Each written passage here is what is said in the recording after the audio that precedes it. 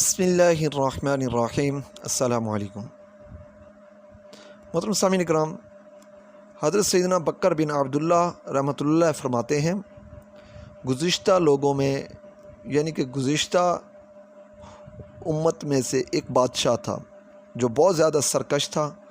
وہ اللہ تبارک و تعالیٰ کی نافرمانی میں حد سے گزرا ہوا تھا۔ اس دور کے مسلمانوں نے اس ظالم و سرکش بادشاہ سے جہاد کیا اور اسے زندہ گرفتار کر لیا۔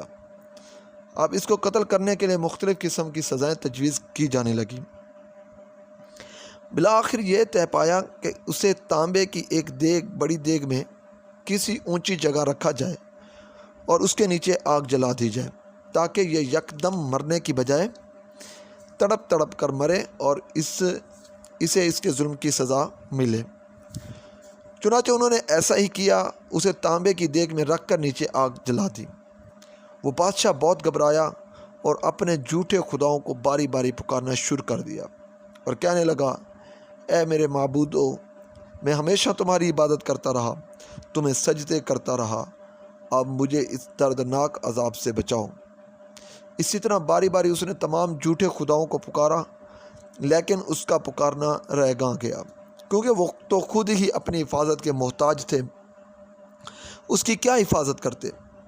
بالآخر وہ اپنے جھوٹے خداؤں سے مایوس ہو کر اس نے اپنا چہرہ آسمان کی طرف اٹھایا اور خالق حقیقی عز و جل کی طرف دل سے متوجہ ہوا اور لا الہ الا اللہ کی صدائیں بلند کرنے لگا اور گڑ گڑا کر سچے دل سے اللہ تبارک و تعالیٰ کو پکارنے لگا۔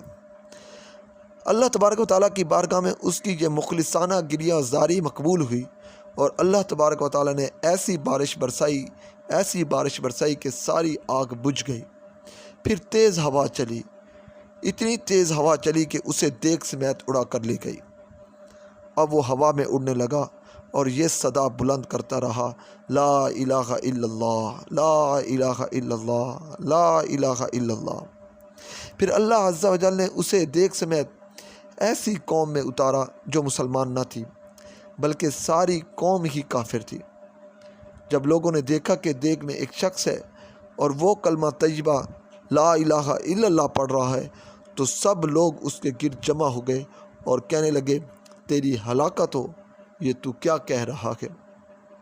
بادشاہ نے کہا، میں فلاں ملک کا بادشاہ ہوں اور میرے ساتھ یہ واقعہ پیش آیا۔ جب لوگوں نے بادشاہ کا قصہ سنا تو سب کے سب کلمہ پڑھ کر مسلمان ہو گئے اور معبود حقیقی عز و جل کی عبادت کرنا شروع کر دی۔